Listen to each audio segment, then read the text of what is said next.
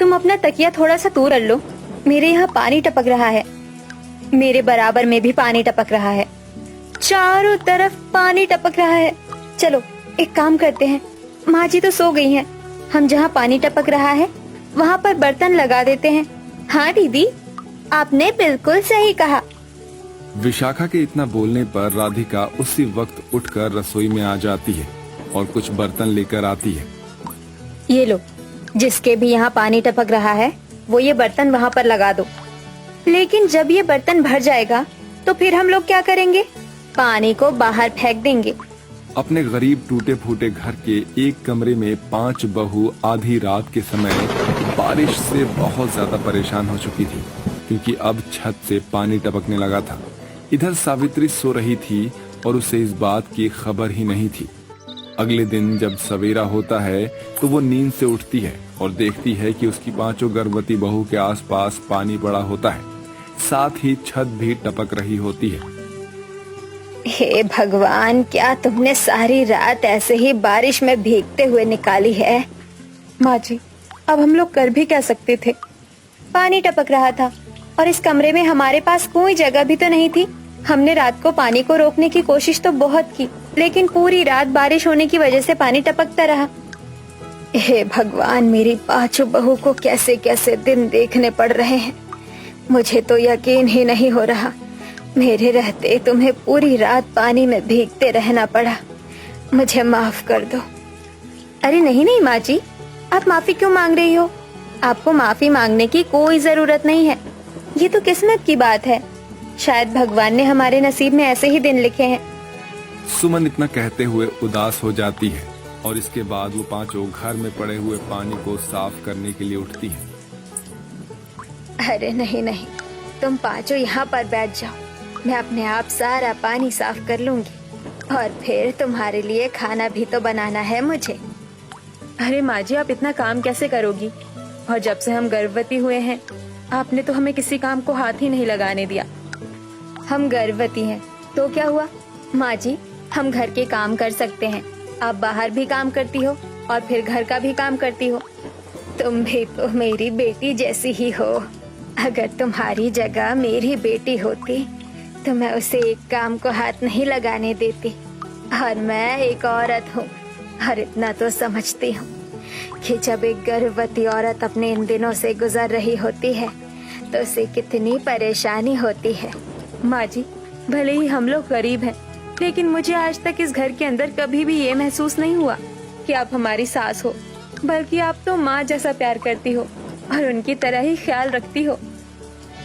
और फिर सबसे अच्छी बात तो ये लगती है कि भले ही हमारा ससुराल एक कमरे का है, लेकिन इस एक कमरे में हमने अच्छे बुरे सभी दिन देखे हैं और हम आगे भी ऐसे ही सभी परेशानियों का मुकाबला करते हुए एक साथ रहेंगे।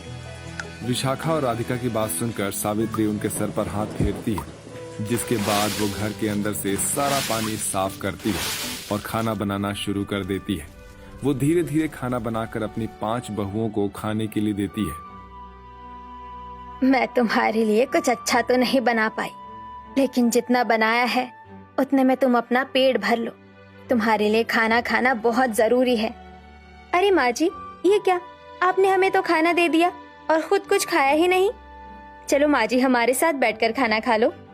नहीं नहीं, तुम 5 खा लो, मैं तो अपनी मालकिन के यहाँ भी आराम से काम करते हुए खा लूंगी। तभी बहुत तेज बिजली कड़कने की आवाज आती है।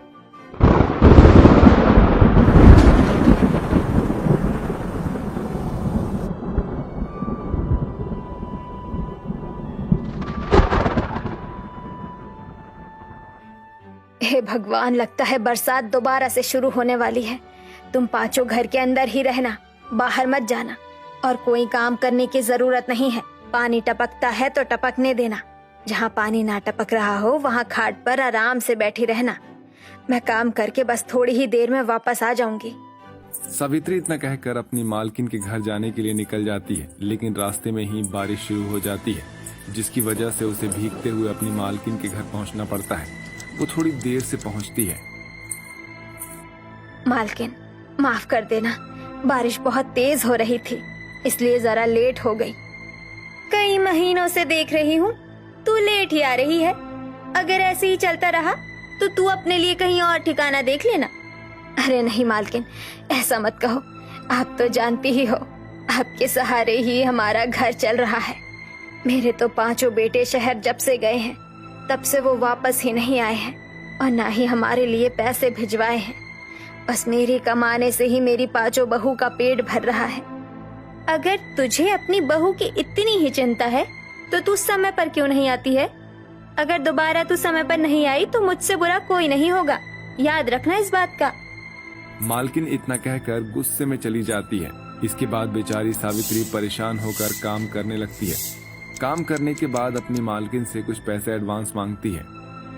मालकिन, कुछ पैसे दे दो, मुझे अपनी 5 बहू के लिए खाने का सामान खरीदना है।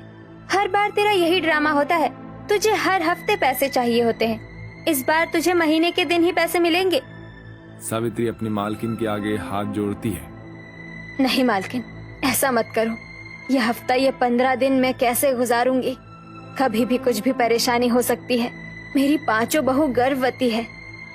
बहुत मिन्नतों के बाद उसकी मालकिन उसे कुछ पैसे दे देती है, जिसके बाद सावित्री पैसे लेकर घर आ जाती है, जहां उसकी 5 बहू घर में भरे हुए पानी को बाहर निकाल रही होती हैं।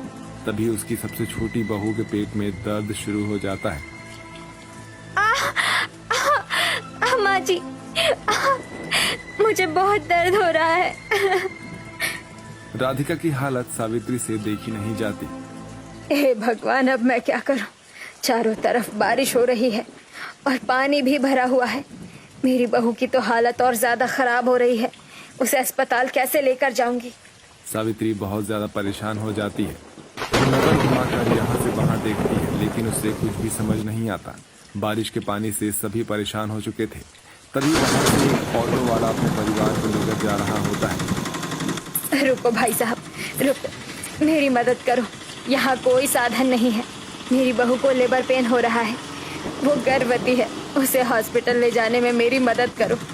देखो बहन, बारिश का पानी हर जगह भरा हुआ है। कहाँ पर कैसे मेरा ऑटो रुक जाए पता नहीं है।